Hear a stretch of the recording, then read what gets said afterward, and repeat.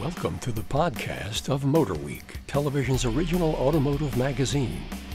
MotorWeek is made possible by Auto Value and Bumper to Bumper and TireRack.com.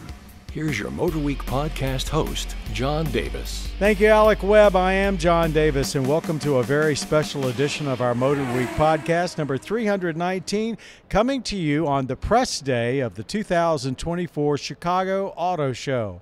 I'm here with Jessica Ray, our digital producer on MotorWeek, and Jessica and I are going to give you pretty much an almost live play-by-play of what's been going on here on press day. Now, why are we here? Well, Chicago, as Jessica knows, normally one of the big U.S. auto shows in the spring. A little bit smaller this year because Stellantis, which is Ram and Jeep and Chrysler, decided not to be here at the last minute. This is typical of what's going on, some of the brands pulling out of the auto show. So it's a little smaller this year. However, I don't know about you, I'm still pretty impressed on how many vehicles they have downstairs. They've got 800,000 square feet of space, and there are a lot of brands on display. So for the consumer, maybe it will not be that big a disappointment. It's been a little bit of a disappointment for the press since there aren't as many new reveals as we expect. But I bet they have a pretty darn good auto show. Yeah, I mean, granted, it is smaller. We're usually in two halls, and now we're in one.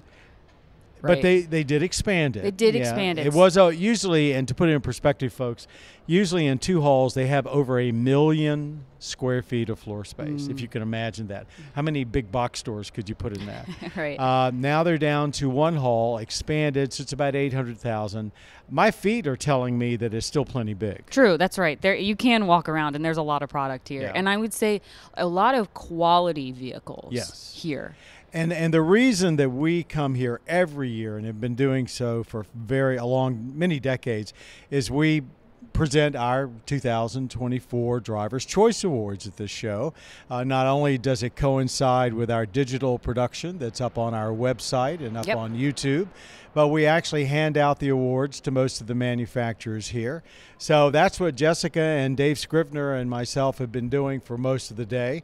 And while we were doing that, Jessica was going around shooting all the new vehicles that we'll get ready for an upcoming edition of MotorWeek. So let's talk about some of the new product we saw. You said all. Yeah, and I know. Well, generous. We're being generous. But we have to remember that even though some of the vehicles shown here today are not new to us, that we've seen them in press settings and some of them we've even tested, they are new in Chicago and the folks here have not seen them. But there are a few vehicles here that nobody has seen before today. Correct. Yeah. And the first, we have to go to Kia first.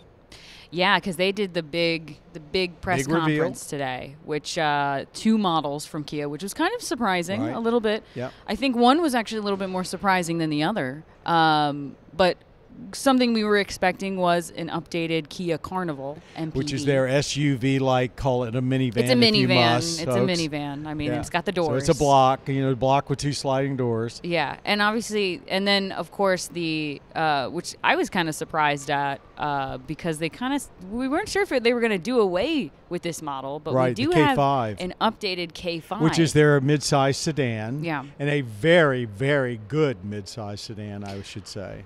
Yes, and it's such a shame because I actually just saw one on the road the other day, and I thought to myself, like, gosh, I wish I saw these more. Because if you're in the market for a car, you've got diminishing choices, and a lot of people will gravitate quickly to the Accord or the Camry.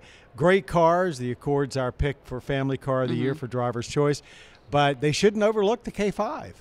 No, I mean, it's incredibly sporty. Right. I think it goes on more on the sportier side than your typical like Camry or your Accord. Those are appliances, quote unquote, but the K5. Shame on you for saying that.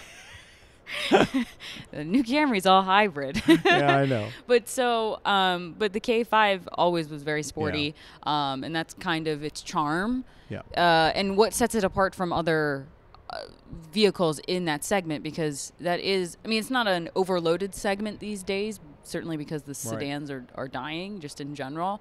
But it's also competing against its cousin, the Hyundai Sonata. Right. So it kind of lives in a little bit of a sportier vein, which they also offer a GT version of it, which has, I think, almost 350 horsepower. For people that aren't familiar with the K5, it used to be called the Optima. Yes. Yeah. Wow, I kind of forgot about that for a second. The thing that got me about the Carnival, and we had a long-term Carnival and really loved spending a year with it, they have a V6, but they have added a hybrid option.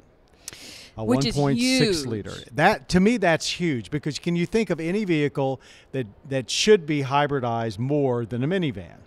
And specifically like that minivan. Yeah. Like when that came out, I loved everything about it for the most part. Yeah.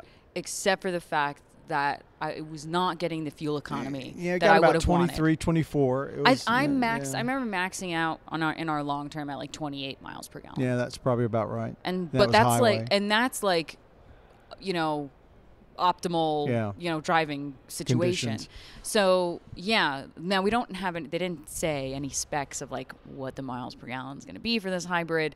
But if you go off of like, it's probably the similar powertrain that's in the Sorento, that I think gets 34. I was going to say if they maybe? top 30. I mean, I don't know what the Sienna gets. 36.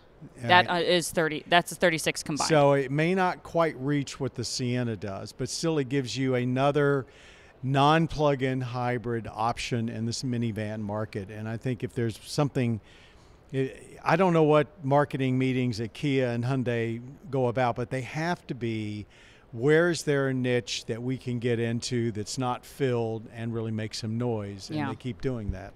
Yeah, and I think it gets updated styling as well, which, I mean, I thought it was a good looking vehicle. I think it's smoother now.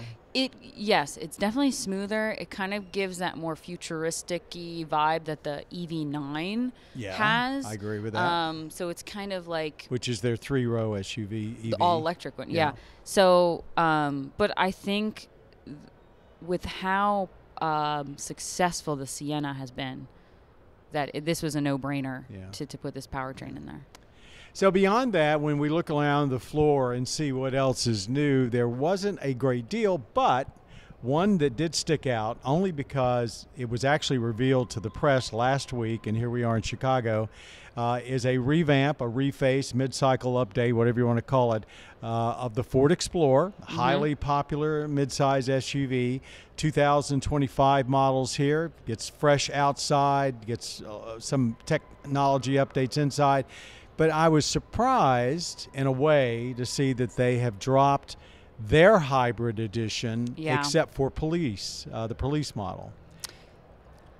They said they didn't sell that many, like 5%. Yeah, so, and the fuel economy wasn't exactly that great. Like stellar. Yeah. And they also just didn't market it. But it's the same way. Most people didn't know that they even offered it. Because even like the Ford Escape, like I almost never hear which them is really a good touting hybrid, the hybrid compact. or the plug-in hybrid versions of the, but not to say they're not good, like they are good. Yep. But so I think in the same way, like the Explorer hybrid just sort of fell off a little bit.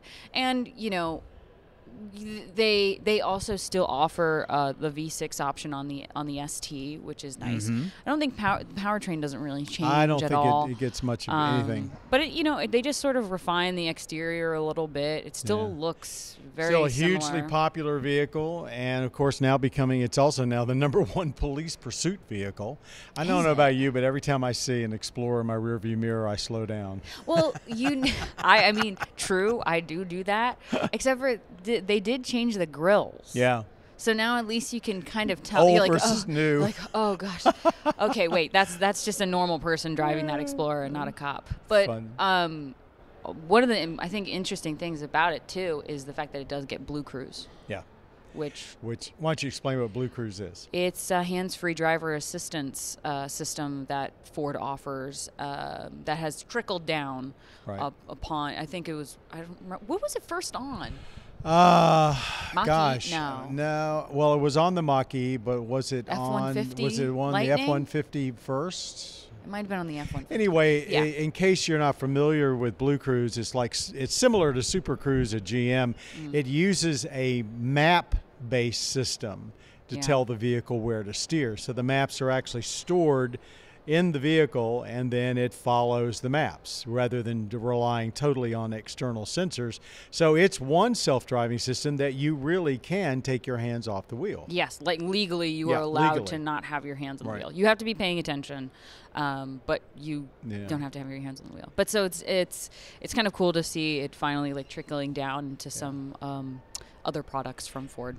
Now, our car of the year this year, our best of 2024, went to the Ford Mustang, the 7th generation. Folks here in Chicago have not seen it before.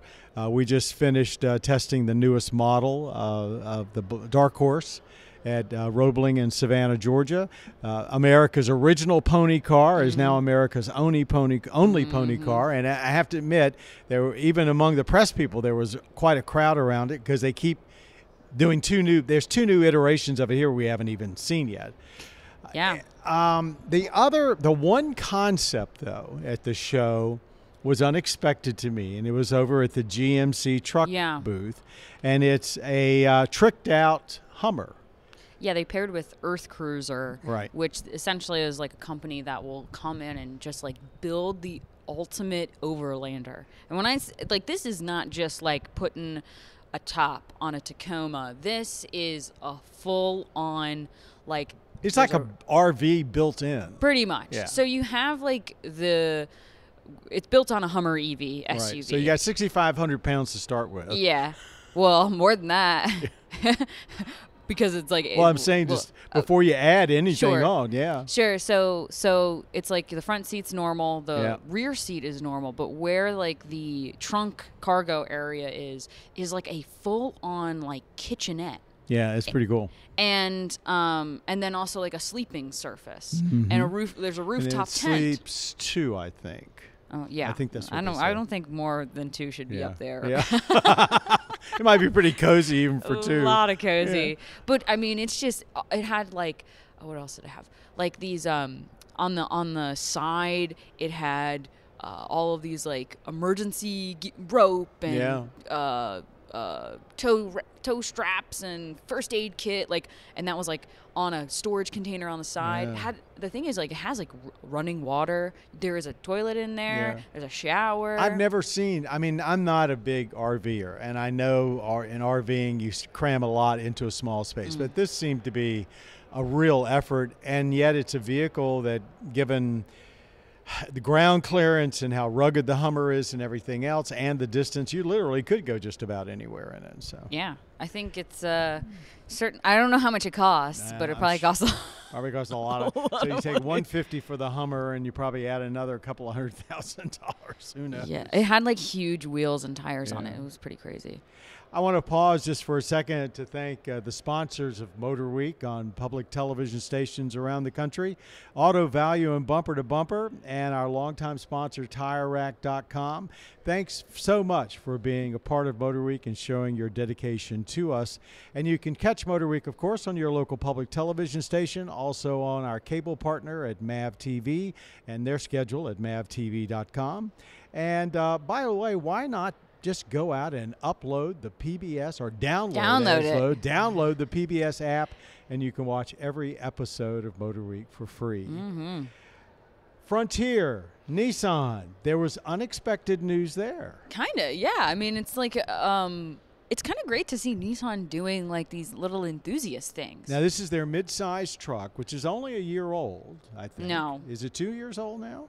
They just like redid it. 2021. Really? I think it was time flies when you're having fun. It's 21 or 22. It was the redo that sort of has kicked off a series of redos among mid-sized pickup trucks, which have been gaining in popularity. But tell me about this new package they have. So it's I want to make sure I get it right. It's the Forsberg edition.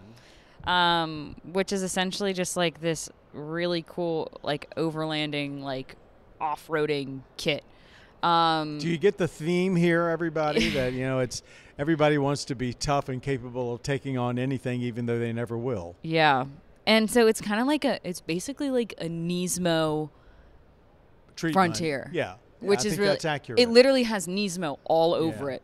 Like on the roof, I think it's like a roof rack, and on the rocker panels, on the wheels, it says Nismo. On the exhaust, which is Nissan's performance division, it says it's Nismo. There's Nismo all over this thing. Right. And so it's super beefy. Like I said, wheels. You get like a different exhaust on it. You get upgraded suspension. I think it's the most. It's easily the ruggedest Frontier they've ever done. Oh yeah. And shows that while they've watched particularly GM with the Chevy Colorado and GMC Canyon keep beefing up their trucks for off-road use, it's sort of like saying, hey, wait a minute, guys, we can do this too. So. And this was kind of inspired by a SEMA build that they had done. So I think that's really cool that it's almost like SEMA's kind of like a fantasy, right? And it's kind of cool that they're able to like translate that into something that a consumer can buy. So no, I think it looks really cool, and not to say like, the Frontier is kind of like what I would call like slept on, which just means it's like not given enough credit, right? In that class. And I've rented a couple just by accident, and I was surprised how good they ride, how powerful the powertrain is. Got a V6 under the hood, like which a naturally aspirated. In that class, in mid-size trucks, there's nothing else in that class other than the Ranger Raptor that gets a V6. That's right. You're right. At least now in 2024. And while we were at Nissan, they had one other unexpectedly tough-looking vehicle, and that was the special edition EV, their ARA EV, the pole-to-pole model, and that I did not expect that to be here. You want to kind of give us the nutshell of what that's all about? And for anyone that's worried about EV range, I think this was an attempt to say you don't have to worry about too much.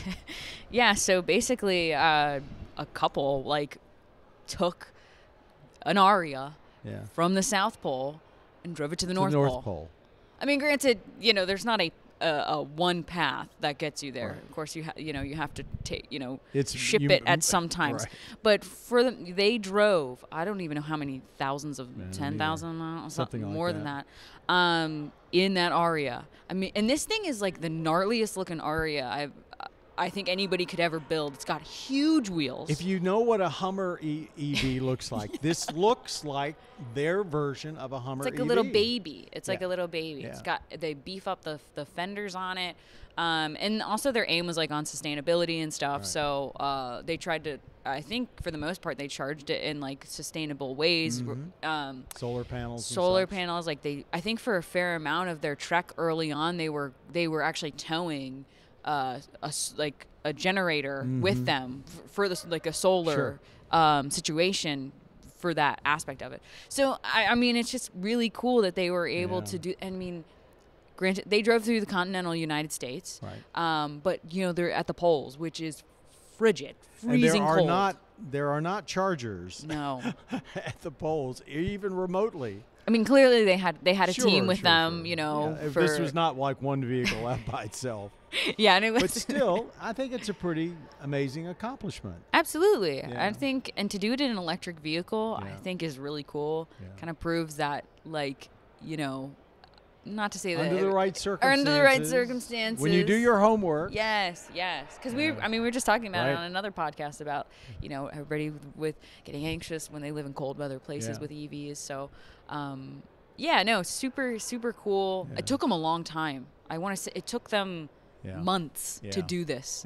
But you can look it up. It's pole-to-pole Nissan Aria. And you can look up their journey, and they're on Instagram and stuff. There's tons of video on YouTube as well. They really document really awesome stuff. So what are we missing? What else do you think that you saw that you would want to make sure, even if people didn't come to the show, that they should know about? There are a lot of driving simulators here. There's a big track where people of all stripes get a chance to get behind the wheel of electric vehicles. You can ride on the Moto Compacto here. Why don't you tell our audience what that is? They may not have seen it on the show yet. Yeah, well, if you haven't seen it on the show, this is Honda. I'll say we did talk about it on another podcast, but that's right. We did. You're right. If you didn't listen to that one, basically it's a little e-scooter, a foldable e-scooter that folds into this little like. It looks like a large briefcase. Yeah, a large briefcase. It's like 40 pounds. Yeah. And so it folds and unfolds and goes up to like 15 miles an hour. And basically it's just like a really fun little scooter. And so they have a little track here that you can test drive some Moto Compactos, which I think is so awesome. Because that is. And if you haven't seen it in action, there are lots of videos out there, including one with Jessica riding around at our studios on it. It was so much fun. Like you can't not have fun. And if you go on our Facebook, John, we have a video of John sitting on one. That was it, though, folks. I couldn't sit on it and put my feet on the pegs at the same time. Not exactly made for my stature. I'm not sure I bend that much anymore. We had a bunch of comments that were like, "Oh, it's definitely made for her." Yeah. Like when they saw me on it, which it did. I do. It fit very well on it. Tailor-made. Fit, but also here, Escalade IQ is here. And that's the first time that has been shown in Chicago, and they actually have it on a test track, so you can't drive it, but you can ride along inside it. And, they got the Land Cruiser here that's like out front in Toyota, which is great to see. And then kind of going back to the Mustang, they have the Mustang GTD. That was, I was sort of making reference to that because no sooner did they come out with the Dark Horse than they've got more special editions up their sleeve. I mean, granted, that one is like a $300,000 special edition, but it's really cool to see. It's just like a gnarly looking race car. It's got real side vents. Anybody that's a Mustang fan knows that Mustangs have toyed around with fake side vents for decades, but it's got real ones. Yeah. But there's still definitely plenty to see at this show. I think the manufacturers that are here brought some of their best. This wasn't like it's not an afterthought. They brought some of their best vehicles. And even though they didn't have something new, I want to give kudos to Subaru. Yes. Subaru has by far the nicest, most elaborate exhibition here. Yep. You think you're in a jungle. It's huge. They've got all their vehicles on display. I know they're going to do their whole thing with canines this week.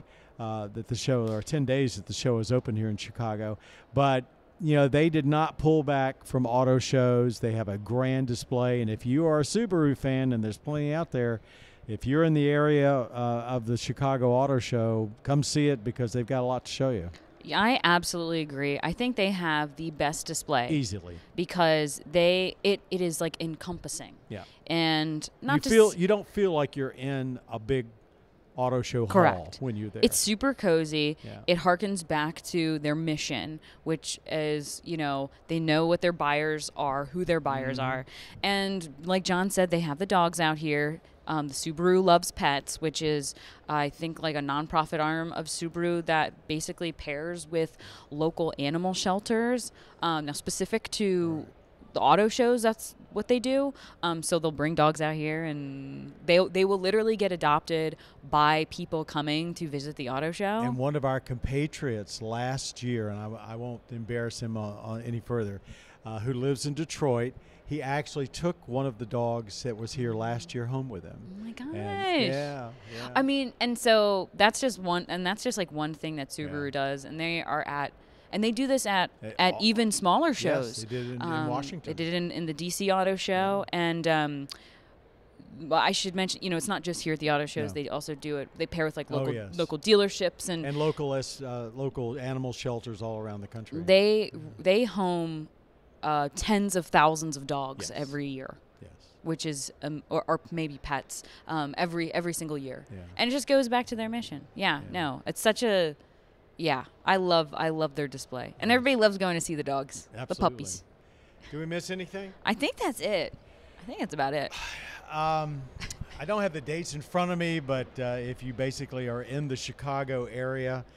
It's the 10th through the 19th. 10th through the 19th. Thank you very much. Yeah. I should have had that sitting right in front of me, all right. but I didn't. Yes, here it is, February 10th to the 19th, or you can go online at chicagoautoshow.com. Thanks to everybody here in Chicago that has made our experience with MotorWeek such a terrific one as they do year after year. I want to thank our advertisers for MotorWeek, the television series, Auto Value and Bumper to Bumper, and also TireRack.com. If you're wondering where you can watch MotorWeek, go to our MotorWeek website, motorweek.org, put in your zip code, and your local PBS station, time and days will come popping up. There's a tab at the top that says Watch MotorWeek. Or you can hop over to mavtv.com and see when our cable partner, MavTV, airs this. And, of course, you can always go to youtube.com/MotorWeek for all of our episodes. Not episodes, but all of our segments. There's like 500 or 600 of them, everywhere from road tests to FYIs to Over the Edge to all of our car care. And then finally, and most importantly, if you are used to watching on a digital device, either your phone or tablet or digital TV, and you really have cut the cord, don't forget to go out there and download the PBS app. If you do that, you can watch all of the great PBS programming, including all of the episodes, recent episodes of MotorWeek, for free. So that remember, sounds good to me. Download the PBS app. I can't believe you said all that without me writing it down. Sometimes he did all that the little gray verbatim. matter is still functioning. No, but it was pretty close to like what I usually write down. Thanks to Bob Mixter, the creator of our podcast. Thank you, Jessica Ray, for being not only on the show, but being the producer of the podcast. To all of you out there, thanks very much for being a part of MotorWeek. You have been listening to the podcast of MotorWeek, television's original automotive magazine. MotorWeek is made possible by Auto Value and Bumper to Bumper and TireRack.com. For additional information on podcasts, videos, and showtimes, visit our website at motorweek.org. And watch MotorWeek, television's longest-running automotive magazine series each week on your local PBS station.